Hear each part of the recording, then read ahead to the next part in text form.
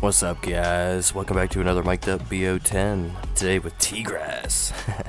This one was actually a long overdue, man. tGrass and I have known each other for almost 2 years, and this is the first time I can actually sit down and just freely ask him questions.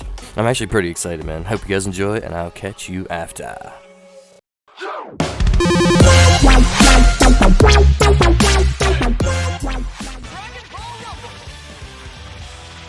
What's up, man? What's going on, dude? Chillin'. Thanks for doing this with me, man. I appreciate it. No problem, dude. This is probably a long time coming at this point, right? Oh, yeah, dude. It's been so long. We've known each other and never really did. That's probably a lot of my fault.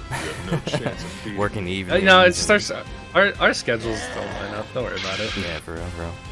So, one of the things I wanted to know about is, so I have a pre kind of stream ritual. I want to know if you have any pre-game rituals for your streaming or any post. I thought that'd be pre-stream, I almost always take a shower before I stream. Like that's one thing. Like I take a shower almost directly before I stream every time. It's just a weird thing I've got into. Post is really just I try and be really active on social media after, but other than that, I don't have any thing. I really just want to relax after because streaming takes a lot out of me. Oh yeah, definitely. I know that. Mentally, it's not even really it's weird. It's not physical at all. It's just oh, your mind. Yeah, it's just talking so much and filling so many gaps. It's you have to it's like doing stand-up comedy for however many hours you do that a day. Exactly. Honestly, it's because your brain it reacts to something and then it has to reset. I think that's what it is, just constantly reacting to what's going on in the fight, what's going on in chat, pop, back and forth. Yeah. Always. Most of the time you're just making mental notes of it, but once you're streaming, you're making all of the things you think come out of your mouth. So it becomes a lot of back and forth. A lot of training too, saying the right things. And not saying the wrong things. Yeah, that's important. You don't want to say some dumb shit. But I've definitely heard it on people's streams before. Oh, 100%, especially new guys, man. I'm oh my god, did you just say that? I'm not gonna say anything. I'm not gonna pay attention to it. Yeah, when people say some wild stuff or they put a curse word in their title, I'm you can't do that. Super bad. But so you've been streaming for a while. You've been streaming about as long as I have. Who in your stream do you think you fought the most? Fought the most? Yeah, fought the most. In your mind. I know it's probably the number's probably off. It always is actual number, but in your mind, who do you think you fought the most? Probably either Luigi, Toasty, Zenkos, or Transformer. It's got to be one of those four. It's probably the people I fought the most. Recent, probably Zenkos, but there was definitely a time period where I played Luigi pretty much every day. Yeah, we touched on a couple things with whenever we made Transformers thing. When he did his BO10, he just let me know about how he knows you and Oreo and stuff like that, and her. That was pretty cool. Kind of the whole little circle thing going on there. Pretty much. It's I feel out of any community on Twitch, yours and mine are very, very interchangeable. A lot of the same people. More so than any other stream. I'll see some random people, but not the way ours is. It's almost some days it's is this almost looks like my chat. And then other days it's damn, man. It's cool. Seeing all the people there. But it's it's constantly I'm saying hi. It's normal days compared to I don't know, when I used to do tournaments and stuff like that. You can see more people you don't know. Yeah. And it's starting to happen the same in in tGrasses, or not tGrass, in Nagatos. I'm starting to see a lot of people there too. I'm just oh shit. Yeah. No chance of beating.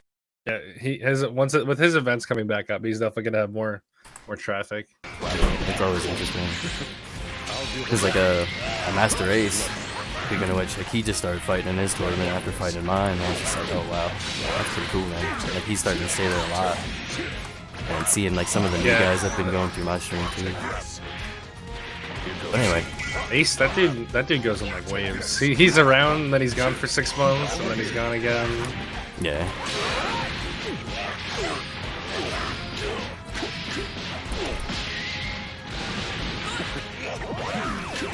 Right, so one of the things that this is actually a question I was actually like, really want to know. So, you know, streaming DBFZ all the time, you get to see what like fellow DBFZ players complain about. Like, what do you see them complain about that just makes you kind of like shake your head?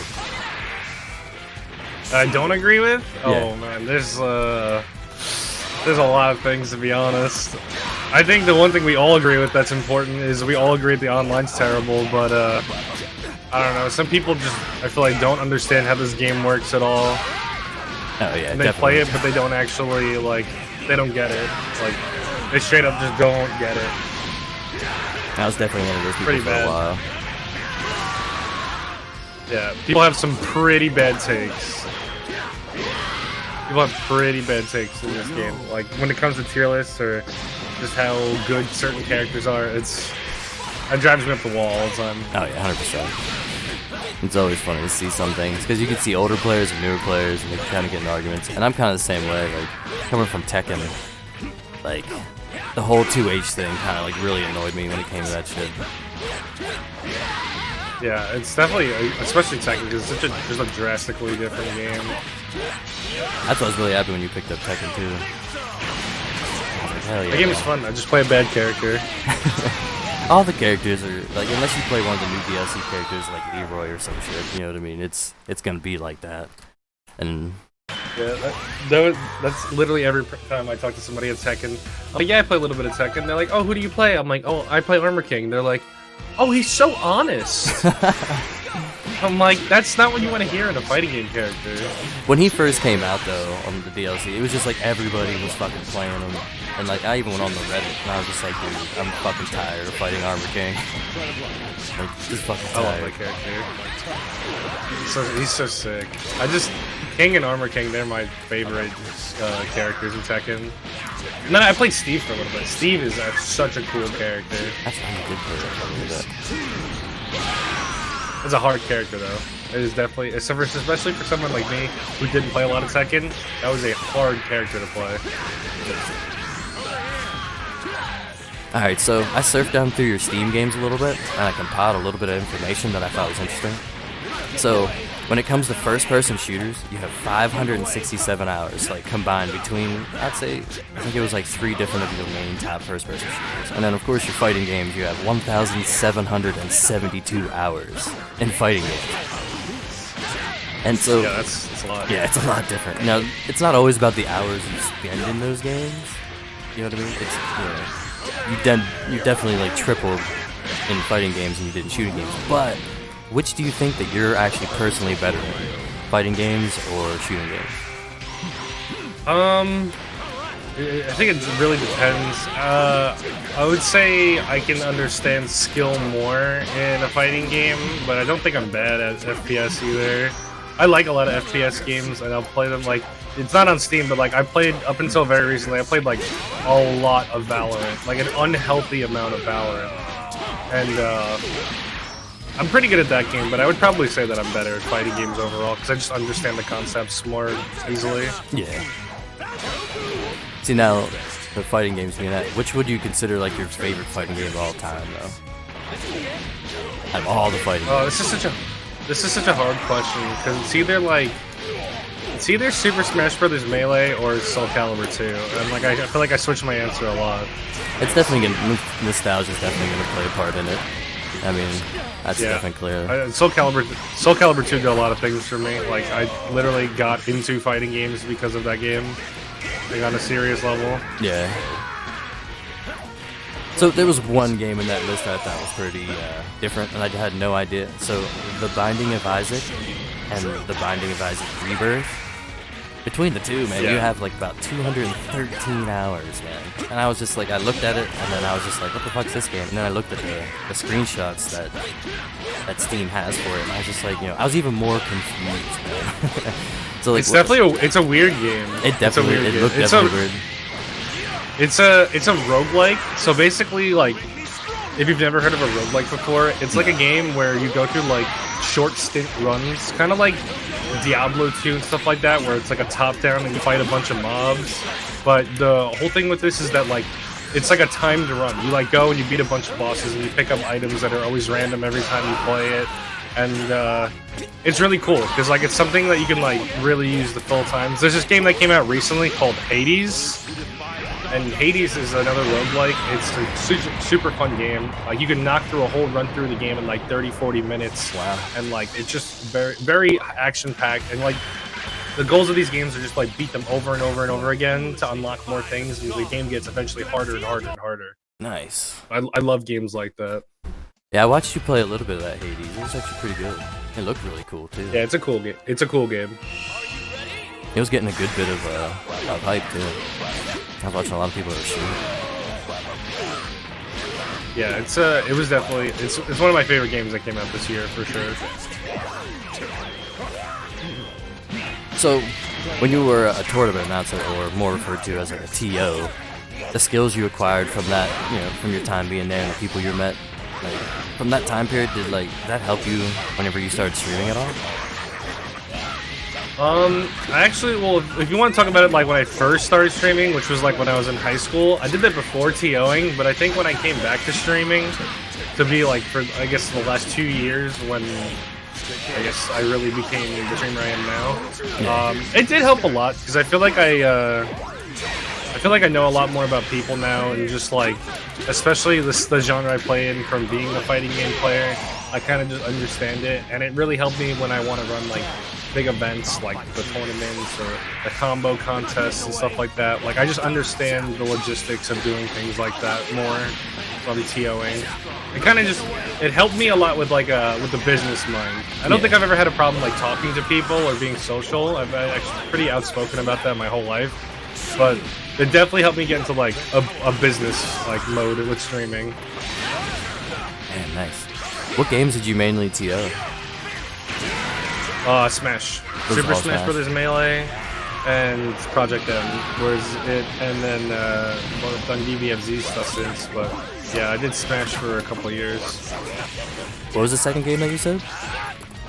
It's Project M. It's a mod for Super Smash Brothers Brawl that makes it play like Super Smash Brothers Melee. Oh, okay. And I know that sounds really stupid to people who have never played it before, but people who have will understand that. Like, it makes the game like super technical and very fast paced compared to Brawl, which is a very slow and methodical game. And it was really popular for like 4 or 5 years. Yeah, see, I never really got into that kind of stuff, so I always thought it was kind of cool.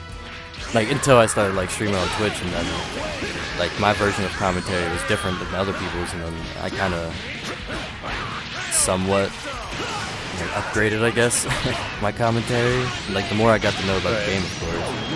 Before, I just made a bunch of noises and clicks and look at that. A lot of nice. Oh, nice. Yeah. Once you learn more about the game, you kind of you think about it differently too. Yeah. So that really expands your mind about commentary. So you're looking at the game very differently than you normally would. And it kind of messed with me too, because like now that I know more about the game, like I feel differently to the people that I stream to. Because before, a lot of new people would come through and they would understand what I'm saying, because I would be like 2H, 6M. Yeah. That's definitely a thing. When you see people come to stream chats all the time, like, what does it mean? What does 214H mean, or what is like JS and stuff like that? They just don't understand. I don't think the game actually has a really good glossary anywhere. I think fighting games in general do, but I think this game still struggles to have a good glossary for people to look at and be like, hey, this is what all these terms mean. Because like the word fuzzy, even though it's not in the game anymore, really, is still like, people ask all the time, like, what does it mean to be what does a fuzzy mean, or what does OP mean? And it's really just hard to explain those things off the top of your head. Oh, there's still times I use words I'm not even 100% sure of. Like, people always say the word meaty. I have no fucking clue what that means, man. I'm just like, whatever. Because I'll be fighting and they'll be like, a meaty on a meaty on a meaty. I'm like, I have no idea what I'm doing. You keep screaming that for it. I'm like, shit. It's like little things like that, but I still, even 2 years after playing this game, I haven't even Googled. Just Google that shit and probably figure it out in like 2 seconds. Yeah, it's like the vernacular of the game definitely changes with time. And of course, like when I hang out in your stream, I tend to learn a little bit more about, you know, of certain things. 'Cause you got, like, I don't know. It's like a little different. Like there's a lot of people in your stream that are really fucking good, and there's a lot of people that are really good in my stream too. But the kind of like the atmosphere is a little different in yours. You know what I mean? Like, yeah, I agree. My stream compared to yours is definitely a little bit more like competitive sided. 100%. And I like it because I enjoy it because everybody will come in and be like, you know, for me, like I drink 3 cups of coffee. Yeah, I mean, I try to, you know, be a little. People will be like, man, this is so nice and chill. And I'm like, what do you mean, man? I'm like fucking sweating over here, like, like my hands are all sweaty, fucking fighting these crazy ass monsters. I've been talking about my chill. I'm like, shit, I ain't chill. Yeah, I mean, I definitely think we have the different stream. But that's the same people. That's the craziest part. It's the same people. Yeah, I don't know. People are just. I think it also has to do with the time of day too, because you're streaming in the morning and like some people are like either in class or like big sleep, and they're just like, all right, Cam, take it away. You got to be my background noise while I do this homework or yeah, it happens a lot. while I'm in my Zoom class. So, like, how come you ended up leaving that TO? Was it because you kind of were fading away from the game itself, or? There was a lot of things, to be honest. I was fading away from the game a lot, and the store we rented out of, it was like a retro game shop. It was actually run by one of my best friend's dads, and he decided to sell the store. So we would have to look for a new venue, which would have been a lot of work. And at the same time, there was a place opening up like 5 minutes from where we were that was running exclusively Smash events and fighting game events. So it was kind of just like all these things that came up at once, and I was like, you know, I'm in college and there's other things I want to do, and like this took up my whole weekend every weekend. So like, you know, maybe as much as I miss it, just like maybe it was like right place, right time. See how everything is I really. Would you get back into it? Not in the same capacity. I would like to do. I do help out at my locals that I go to for fighting games. Like I try and help out with bracket running and or commentary on stream and stuff like that. But like, it's a lot of stress to do events and like talk to venues and get all of this stuff situated every week. It's really stressful. I don't know if I would do it by myself, but maybe if like a team of people was like, hey, we need one person to kind of just like fill these gaps for like promo or commentary and stuff like that, I would definitely do that. But I don't think I would be a head TO anymore. I mean, but like something like kind of like what Bum has now, you know what I mean? Like where like he used to do all these like big things, and now it's like, I don't know. At first, it didn't seem like he wanted to do it, but I'm like, you know, it's so much easier. Like, you would think than running those big-ass fucking things with all those fucking people. Now you're just doing, like, this online bracket. You know what I mean? Like, you think that'd be so much easier to do. Online brackets are way easier, because, like, there's a couple things that go into effect that nobody ever talks about. Like, if you're doing an online tournament, you have unlimited setups. You don't have to worry about, you know, like, waiting on someone playing on a certain PS4 or anything like that, which makes it a lot easier. But it's hard to like keep track of the players of an online tournament, because like if you're at a local, then like everybody's in the building, you know where everybody is. That is true. But if you're online, then like people walk away from their computer randomly and they don't tell you, and it can be really annoying when you're like, hey, where is this dude? Like, he was here 5 minutes ago. And then someone's like, oh, he's eating dinner with his mom, and I'm like, dude, like, come on, we're like trying to do some shit here. Yeah, see, with that time period, it's a little different, I think, for your stream in that aspect than it is mine. Because, like, I've seen some stuff. Like, we both have some of the main issues with Dragon Ball and stuff like that. But, like, you have that, what's it, that cross, what is it? There's a lot of tournaments going on with your tournament, and to watch some people in your tournament like be in another tournament at the same exact time and like not tell you, like your chat has to tell you, like, wow. Yeah, it's kind of annoying. It definitely is annoying. when people are like, "Oh, where's Lucar?" Like, I love Lucar, he's a good guy, but like, where's Lucar? Oh, he's in Juicy right now. Oh, he's in like, you know, this tournament right now. And I'm like, what the fuck, man? Like, that was the main example I had in my head too with the Lucar one. Yeah, I mean, yeah, nothing against Lucar. He's a nice guy. Yeah. I mean, he's an easy example. Yeah, of course. Especially, you know, you can't fumble the bag like that. You gotta secure the bag. Yeah, exactly. At least he was winning both tournaments, not like just some like sandbag freaking. Yeah, definitely. Slot filler. I mean, it makes me feel a little bit better with it. But yeah, at least he's like good at the game and was winning stuff. Instead of just holding up my bracket for like losers round 2. Right? Man, he's about to get smacked out any second. Yeah. So did you know Iceberg prior to him coming to the whole scene at all? No. I knew him from just seeing him in the directory for Dragon Ball. That's all I knew him from. Yeah. Because it seemed like between like him and you, like it seemed like he was way more, you know, comfortable with you. I didn't know maybe if it was I think like... Ice is just like a really nice, like down to earth guy, and like I don't know, for people I guess that he trusts or he's cool with, he's just very. He seems very much like a friend right away. Oh yeah, definitely. I mean, like I only know him from the tournaments and stuff like that. He's a cool dude, I think. Hold on. Oh, I'm an idiot. Hold on, you're an idiot. Wait, we're throwing. All right, I threw. The Gohan. That's why, like, I think the last person I added to my team was Hit, Would you mind fighting me? and I haven't been able to change since. I'm a very recent Kid Buu main.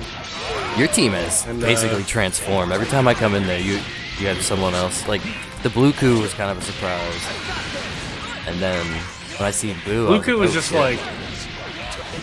Blue Coup was like, all right, I want to play Adult Gohan, but Adult Gohan doesn't do like what I want right now because the game just plays very differently. And Blue Goku is like sort of kind of does a similar thing that Adult Gohan does. So let's just give that a try. I ended up really liking him. And Kid Buu was because I was playing Piccolo before him. And like I don't think I understand Piccolo too much as a character as much as I like him. Yeah. And I think Piccolo is just like a bit weird in the neutral. Plus I wanted to like add better mix-ups to my game. Yeah. And Kid Buu gives really good mix-ups, so like I was like, you know what, let's just like stop beating around the bush. I kind of just had like a realization. I was like, I'm sick of playing like obscure mid-tiers. I'm just gonna play like good characters for once, and I gotta say, feels pretty good. It does. I do respect the whole not dropping Goku Black. And I kind of wanted to like understand your point of view, because my point of view is it kind of bugs me when people are like, oh, because Goku Black didn't get a buff, he's automatically garbage can level and he can't compete with anybody now. And I don't feel like that at all. I don't know if that's how you feel. I feel that like they didn't give him buffs because he wasn't the worst going into season 3. And I mean, I think he wasn't the worst, but he definitely wasn't good. He definitely wasn't the worst, but he wasn't good. Like, that's for sure. He has really never gotten any big buffs in this game ever. And like honestly, at this point, I feel like every character has gotten buffs except him at some point. Because like I kind of feel like every character kind of has their thing. You know what I mean? Like it has like their special thing that someone else doesn't. I don't know. It might just be my. I don't know, like there's something deeper in this game in my head, maybe, I think, I hope, like, maybe, I don't know. It's hard to explain when I try to explain it, like, I've explained it hundreds of times and it's always been wrong. Basically, I think with Goku Black is that he's a jack of all trades and a master of none. That is, like, the easiest way to say it. He does a lot of good things, he does a lot of things okay, but he does nothing really, really good. Like, he has really good buttons, he has really good neutral, he has a lot of, like, tools, He's got a good key blast in the air. He's got an okay key blast in the ground. He's got a beam. He's got decent level 3 damage. Like, he is not a bad character. He has so many tools, and just none of them are really that good. Like, they're all just, like, very, very baseline tools. Yeah, because there's a couple of people that I like. I respect you, I respect Homeless Buddy, and I respect Master Ace. And you three are still rocking Goku Black.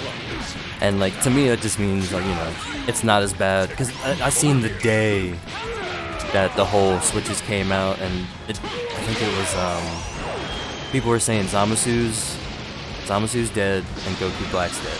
And from that on, every single person that ever read anything Dragon Ball, it was like, it was just like spit the same freaking thing over and over. I'm like, God, don't pawn yourself. Yeah, I think a big problem with this game is that a lot of people don't think for themselves. Yeah.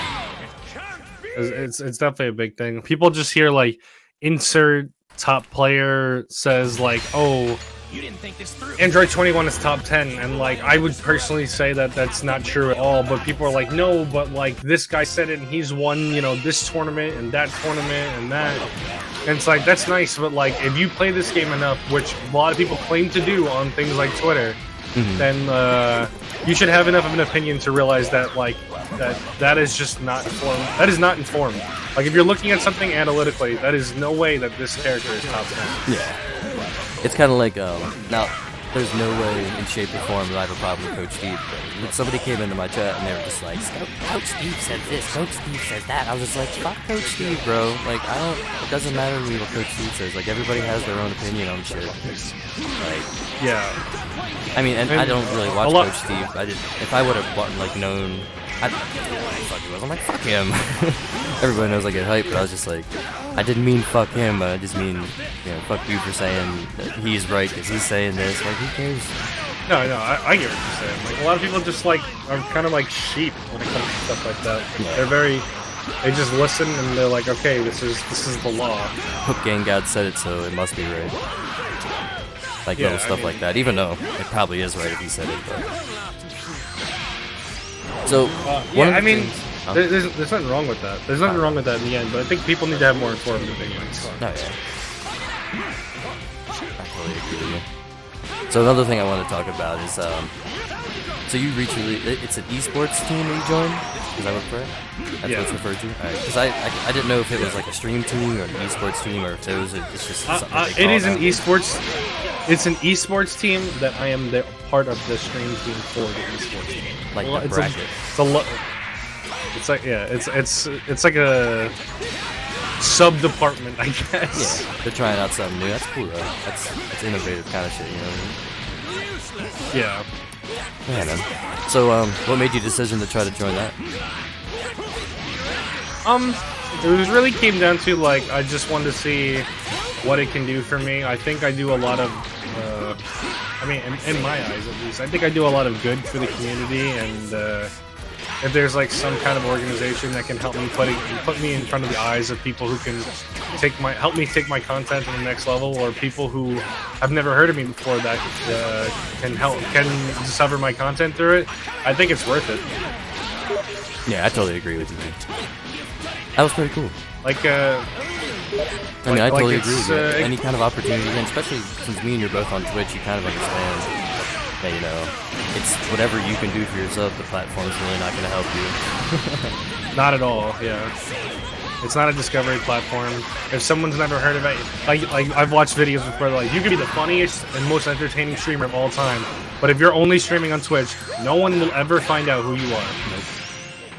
Unless somebody raids you, or you just put that fucking work in. Yeah, you just, like, it's not a discovery platform. Like, every time you find new people coming into your stream is luck, honestly. Like, there's, especially now with, like, you can even think about it, like, you would know for sure, like, last year in the Dragon Ball category, like last year from now, there was not nearly as many people streaming as there is now. Now everybody streams. Every top player streams. Every tournament has this going on during the week and this and that. It's super saturated. It's even harder now to get discovered than it was a year ago. But I don't know. A lot of guys like us, I feel like we're very right place, right time. Yeah, for sure. For sure. That adds into a lot of it. And that's what I was happy about, like I said, about the crossover between mine and your stream with all the viewers. It's just like, and then I'll ask some of them, like, I'm gonna blow his name up a little bit here, but Kagakami TV, like, I was talking to him a little bit, and I was like, hey man, you know tGrass? And he was like, this is back before he actually started coming in. And I was like, yeah, I'm pretty sure he comes right now. And I was just trying to get to know him, and I was like, you know tGrass, you know this, you know that, and like, I'll do it with other people. This guy named THC Meat, I just started talking to. He knows a couple of the other streamers that stream around your time, so I figured, I was like, hey, do you know tGrass? He was like, no. Fuck, don't you know tGrass? Like, it's not that you're like super popular, like everybody knows you, like big ass streamer, but you know, everybody knows you. You know what I mean? Like, what kind of circle is this man in? Yeah, it was weird. I think it was like the Neji YouTube or something like that. I don't know if you know what I'm talking about. Neji? Yeah. Neji for real? Yeah. Oh, that's a cool dude. So I was just yeah, like, a lot of those guys. There's actually a lot of people recently coming into like Dragon Ball Twitch from Dragon Ball YouTube because like these are actually very different communities, which is really shocking. But like a lot of people who watch Dragon Ball Fighter stuff on YouTube don't watch a lot of it on Twitch. Nah, I don't. I know. And, like I don't. some.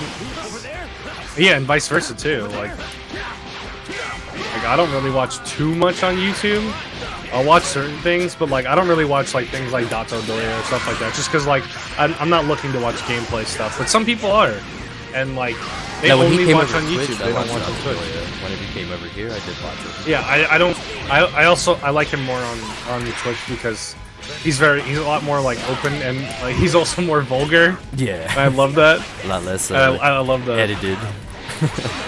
Yeah, when you're like. We're like in his videos, he's like, ah, ha, ha, ha, I got hit by a mix-up. But like on Twitch, he's like, yo, fuck that, fuck this. Exactly. Yeah, and get the more real experience. That's what I was talking about to a couple people that are like, because they're mostly YouTubers, and I was like, man, it's so easy to look good on a YouTube. You know what I mean? You can clip 100%. All your ass beatings out and always look like you're a badass, and then you get on stream and get fucked up. Like streaming's where it's at. Like. Want to see real? Streaming, you gotta hold that L live in front of everybody. Yep. Shit. Definitely did not block that on there. So what was like, back to the brutal democracy, what did you have to do to get in there?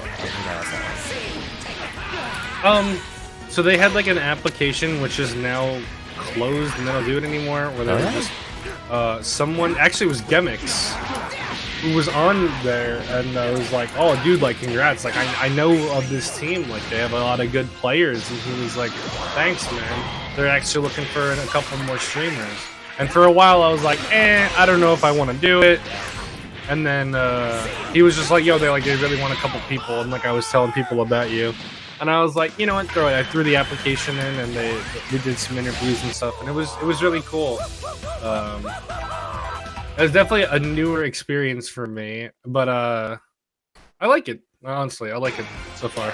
And plus, it's new people, like probably exposure to people that you've never played with before, talked to before, and like I was saying before, it puts me in front of a lot of people that I would never talk to. Like, there's a bunch of pros that follow me. They're on the team. Like, Subatomic Sabers is on our team. Claudio 5 is on our team. Lil Majin is on our team. Nice. Like, Yo Hosie's on our team. Like, I get to talk to all these people all the time. And it's just like kind of surreal. Yeah, man, at the same time, where it's just get like used to it, and like, you know, because they probably look at you it is the same way. Like, you know, you have your own following and stuff like that, and you're good in your own right. Yeah, it is like very weird. Like, the more you just talk to them as people, it's just like the more you just like, okay, like, you know, this is like so and so person, but like really they're just like normal ass dude or whatever it is. Exactly. It's just cool to get the opportunity to talk to these people that I feel like I wouldn't normally get in the current size of my channel. Yeah. I mean, definitely, you have to, like, if you're just hanging around people that are basically the same size as yourself, I mean, you're really not going to gain, like, you guys are all going to just stay at that spot. You have to kind of like work, you know what I mean? You have to dress for the next position. You don't dress for the position that you're in now. You know, yeah. You got to keep gaining new friends, and opening and expanding your circle. Yeah, I definitely. No, that makes sense. It's just like it all ties into like weird networking. And, yeah, like, which is touchy. know, Even saying networking in general is touchy. Yeah, it's just like a very like ambiguous phrase, like networking. Like everybody talks about it, and I feel like a lot of people, especially like smaller creators, don't really understand like what networking is. Like a lot of people are just like, "Yo, follow me, and I'll follow you, and I'll retweet your YouTube and sub on your YouTube." And I'm like, that's not networking. Like networking is like making a genuine connection with people through something on common ground. Right. You know. So you are the longest standing person I've been subbing to since I've started streaming. Like I have a couple here and there. Like when Kitten started streaming for a little bit, like I subbed to him, and then he stopped, and I'm like, yeah, there's no point. And then Nagadalagio, I think I'm like 5 months for him. I'm starting to like really get to know him on like a creator level. And what's ours, like 2 years now? yeah. Subs? It's either at 2 years, it's like damn near close, like 21 or something like that. Actually, I think it is 21 because, or something like that, because my first 2 subs are one of my best friends, Trevor, and my girlfriend. They're my first 2 subs, and they this month hit 2 years. So I've had my sub button 2 years this month. Nice. So it's gotta be coming close soon. It's gotta be. I knew it was gotta be too. Knew you were gonna grab me. All right, man. That's actually 10. So it was yeah. Excuse me. Wow. So it was What was the score? me 4, you 6. Nice. Oh yeah, man. That was some good ass shit. Take those W's.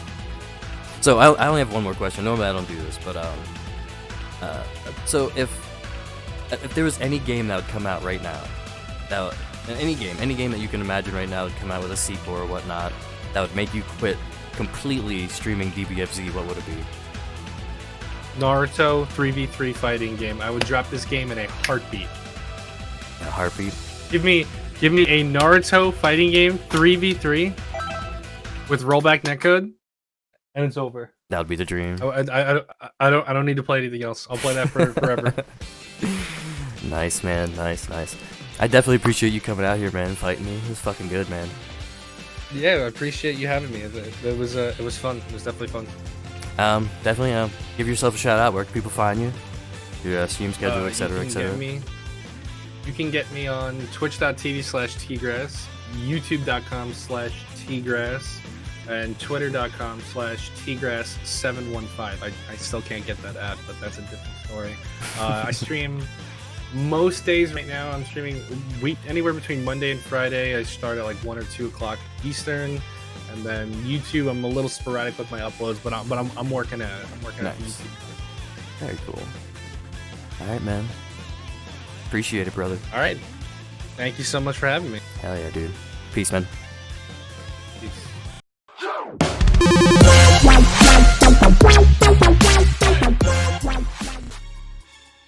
Hey, welcome back, guys. Hope you guys enjoyed that. I know I did. So much I learned today about the man tGrass. Shit was awesome, man. Plus, we got some good fucking fights in, dude. Fuck, I haven't fought him in so long. tGrass is such a great guy. Since I met tGrass through Shoyu Kitten and a random DPS raid, or DPFZ raid, probably one of the most, like, awesome and random occurrences ever. And since then, man, tGrass and I helped each other just build content and just, roll ideas off each other and just bullshit, you know what I mean? Just, And then since then, we both had opened a tournament, and we both now have over 50 runs in that tournament. And just that alone is a big-ass fucking feat, man. It was just a blast, and I was lucky to run into somebody like tGrass, and it's been an honor just to be his friend. I mean, it's been a good ride. Alright, next week. Mic'd up BO10 with the monster FGC dubs. It's gonna be a banger, man. He's probably gonna beat my ass, but we're gonna ask some good questions and hopefully, fuck him up too. Alright guys, until next weekend. Peace.